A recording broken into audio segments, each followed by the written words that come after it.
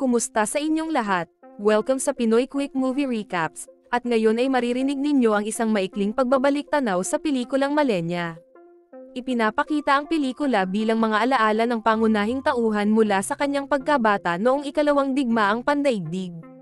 Lumipat ang pangunahing tauhan na si Rado kasama ang kanyang pamilya sa isang maliit na bayan sa Sicilia. Bilang isang teenager, binigyan siya ng kanyang ama ng bagong bisikleta na nagbigay daan sa kanya upang sumali sa grupo ng kanyang mga kaklase.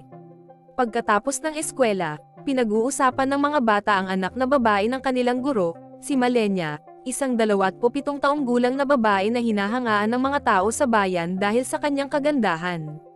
Pinagmamasdan siya ng mga bata habang naglalakad sa kalye at ibinabahagi sa isa't isa ang kanilang mga pantasya tungkol kay Malenya, sabay hanggan ang kanyang kagandahan.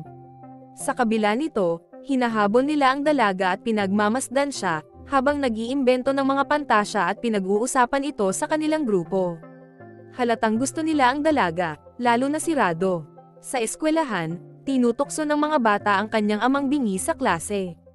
Samantala, malalim na nakatatak si Malenya sa isipan ni Rado at palagi siyang naaalala at iniisip ng binata. Pagkatapos ng klase, nagsisimula ang binata na maghintay kay Malenya sa tapat ng kanyang bahay upang makita siya ng malapitan.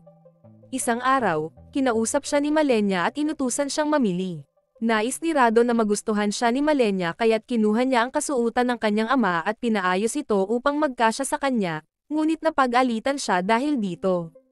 Araw-araw pumupunta ang binata sa bahay ni Malenya, pinagmamasdan siya at hinahangaan.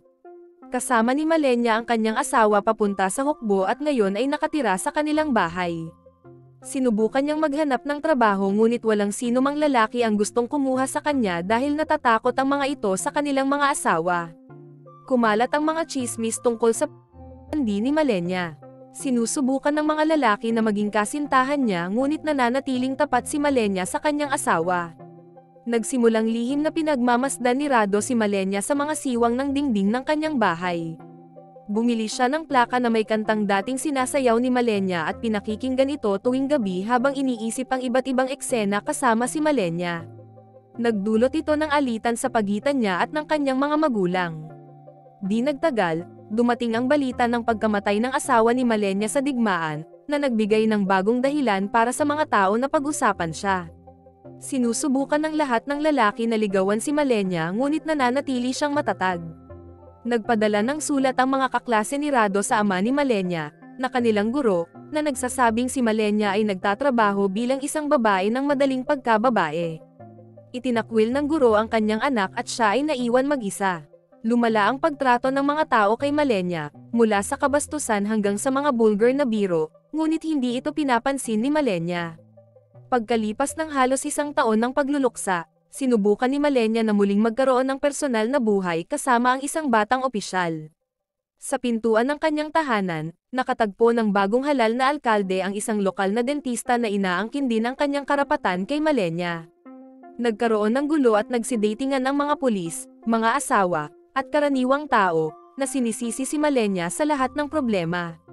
Napagkasunduan ng mga tao na litisin si Malenya dahil sa pakikipagrelasyon sa isang may asawang dentista, ngunit sa hukuman, lumabas na lahat ng kwentong pag-ibig na sinasabi ng dentista tungkol sa kanya at kay Malenya ay pawang kasinungalingan. Ang opisyal na nililigawan ni Malenya ay itinatanggi na sila'y nasa seryosong relasyon. Ang abogado ni Malenya, isang matabang lalaki na hindi masyadong malinis, ay nagtagumpay na ipagtanggol siya sa korte, ngunit sa pagbisita kay Malenya, pinilit niya ito bilang kabayaran sa kanyang serbisyo. Nagpa siya ang abogado na pakasalan si Malenya ngunit hindi pumayag ang kanyang ina. Isang araw, habang pinagmamasdan ni Rado si Malenya, nagpa siya siyang nakawin ng salawal ng dalaga na isinampay pagkatapos labhan. Kinabukasan, napansin ng kanyang mga magulang ang bagay na iyon at pinagalitan siya ng husto, pagkatapos ay ikinulong siya sa kanyang silid. Pinarusahan si Rado hanggang sa ipagbawal ng kanyang ama na siya'y makaupo sa parehong hapagkainan. Kinabukasan, dumating ang isang doktor upang suriin si Rado. Sinabi niyang kailangan ng bata ng sariwang hangin, kaya agad na nagtungo si Rado sa bahay ni Malenya. Pagdating niya roon, Nakita niyang lahat ng mga lalaking dumaraan sa bahay ni Malenya ay nagbubusina ng walang galang at sumisigaw ng kung ano-anong masamang salita na labis na ikinagalit ng bata. Sa panahong ito, unti-unting lumayo si Rado sa kanyang mga kaibigan at sinubukang maghayganti sa mga taong naninira kay Malenya. Nakipaglaban siya sa mga kaklaseng nagsasalita ng bastos tungkol kay Malenya, lihim na dinuraan ang tiyan ng mga lalaking nambabastos sa kanya, at naghagis ng bato sa salamin ng isang tindahan bilang protesta. Pumunta pa siya sa simbahan at nagdasal para sa kaligtasan ni Malenya, hiling sa rebulto ng santo na protektahan siya. Ngunit pagkatapos pilitin ng abogado si Malenya na makipagniig, binali ni Rado ang braso ng rebulto bilang parusa. Di nagtagal, binomba ng mga eroplano ang lungsod at namatay ang ama ni Malenya sa mga guho. Ngunit ginamit ito ng mga tao bilang bagong dahilan upang pag-usapan si Malenya.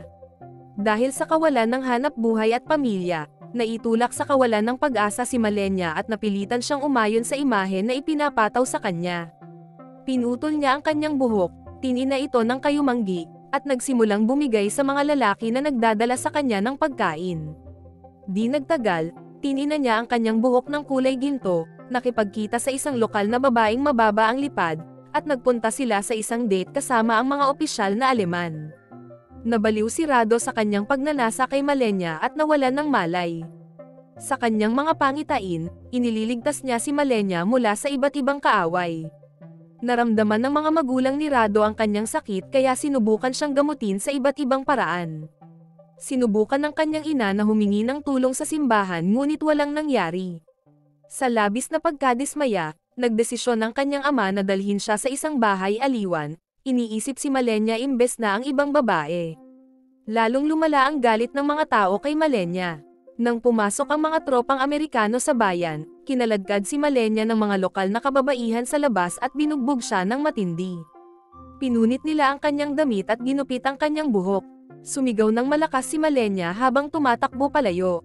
Si Rado, na sumusunod sa kanya, ay nakita siyang sumakay sa isang bagon ng tren at umalis ng lungsod. Makalipas ang ilang panahon, bumalik sa bayan ng asawa ni Malenya na inakala nilang patay na. Nawalan siya ng isang braso sa digmaan at naging bilanggo ng digmaan. Sinubukan niyang alamin kung ano ang nangyari sa kanyang asawa, ngunit walang makapagbigay ng sagot. Nagpasya si Rado na maglagay ng liham sa kamay ng lalaki, isinulat niya na si Malenya ay nilate sa bayan at na siya ay isang tapat na asawa at wala siyang minahal kundi ang kanyang asawa. Maraming nangyari sa kanyang buhay ngunit lahat ng iyon ay nangyari nang inakala nilang patay na ang kanyang asawa. Sa dulo ng liham, sinabi ni Rado na ang huling beses niyang nakita si Malenya ay noong siya'y sumasakay sa tren. Lumipas ang isang taon at sa pagkagulat ng mga tao, bumalik si Malenya at ang kanyang asawa sa bayan. Nang dumating si Malenya sa pamilihan, nakita niya ang kanyang mga nang-api sa mga nagtitinda at namimili. Natutuwa silang mapansin na may mga kulubat na sa paligid ng mga mata ni Malenya at nagbago ang kanyang katawan, kaya nagdesisyon silang subukang kausapin siya. Matapos ang sandaling katahimikan, sumagot si Malenya sa kanilang mga bati na parang walang nangyari. Nawala ang tensyon at nagmadaling ipakita ng mga kababaihan sa pamilihan ang kanilang pagmamalasakit kay Malenya. Pinuno niya ng mga pamilihin ang kanyang mga supot at umuwi. Habang naglalakad siya sa promenade, nahulog ang kanyang supot ng mga dalandan. Tumakbo si Rado upang tulungan si Malenya na pulutin ang mga nagkalat na dalandan, at maingat na hinawakan ang kanyang mga kamay. Ito ang unang beses na nakapagsalita siya sa kanya. Hiniling niyang maging masaya si Malenya, at sinagot siya ni Malenya ng isang malungkot na ngiti bago umuwi. Nagmamadaling sumakay si Rado sa kanyang bisikleta at sa kauna-unahang pagkakataon, mabilis siyang umalis mula sa bagay na kanyang pinagnanasahan. Tinapos ni Rado ang kanyang kwento tungkol kay Malenya sa pagsasabing sa paglipas ng mga taon, marami siyang minahal na mga babae na kapag niyakap siya, tinatanong kung maaalala ba niya sila. Ngunit ang nag-iisang babae na naalala niya sa buong buhay niya ay ang hindi kailanman nagtanong si Malenya. Ito na ang katapusan ng pelikula. Iyan na lamang sa araw na ito. Mag-subscribe at mag-like kung nais nyo pa ng mga ganitong video.